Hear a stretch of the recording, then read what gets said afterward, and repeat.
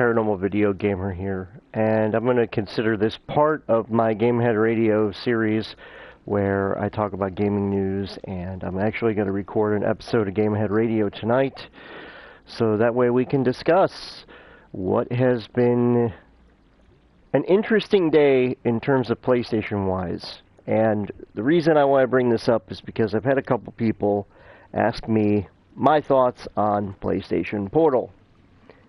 Here's what I think. Having owned a PlayStation Portable, or what they are calling now the PlayStation Portal, I've owned a PSP.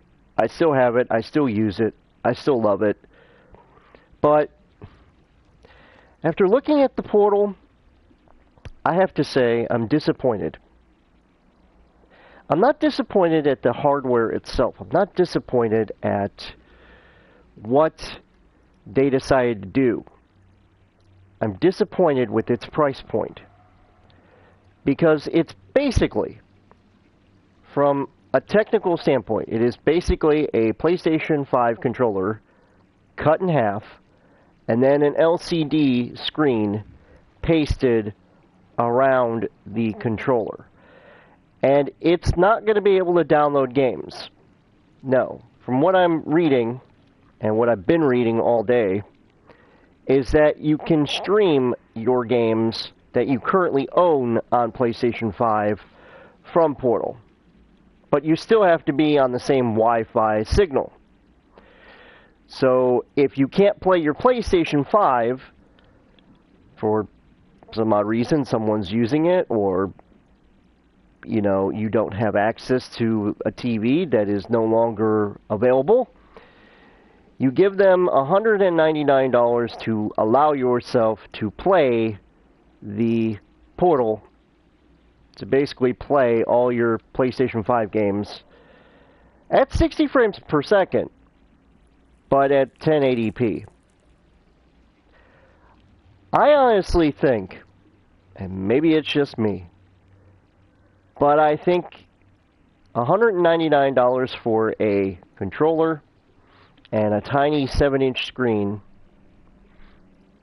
is $100 way too much for something that you could literally buy a Steam Deck for.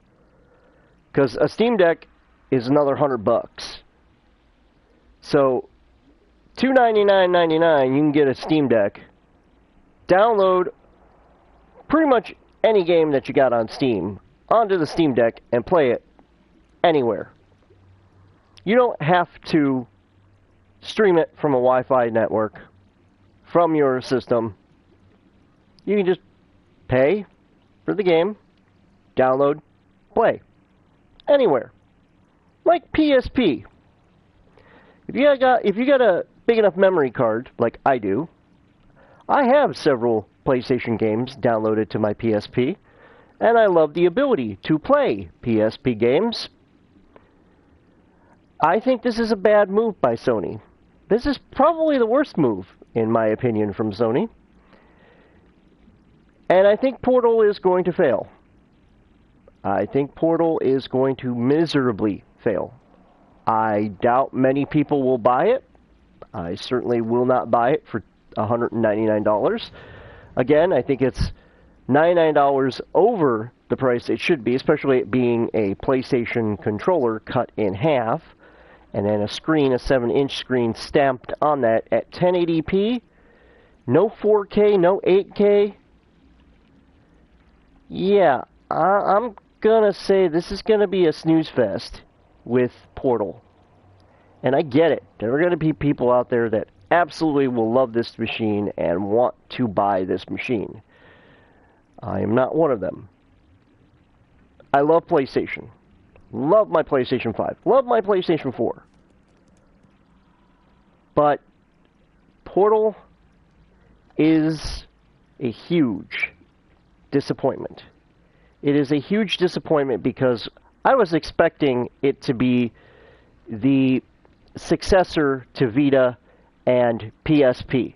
I thought that they were going to make a handheld console. Not only will it play your PlayStation 5 games and allow you to play them seamlessly, I thought that you'd be able to actually download your PlayStation 5 games, and it would come with like a 1 terabyte, maybe 2 terabyte SSD attached to it, where you could switch it out. Because, I mean, having the Sony branded memory cards was probably the dumbest thing when they had PSP. And then third-party, memory cards came out, and it was much better because you could actually afford the third-party memory cards. But not having any type of memory to download games, the ability to download games, streaming your games off of a Wi-Fi signal. What if your Wi-Fi signal doesn't work or something happens? Sony has just screwed itself.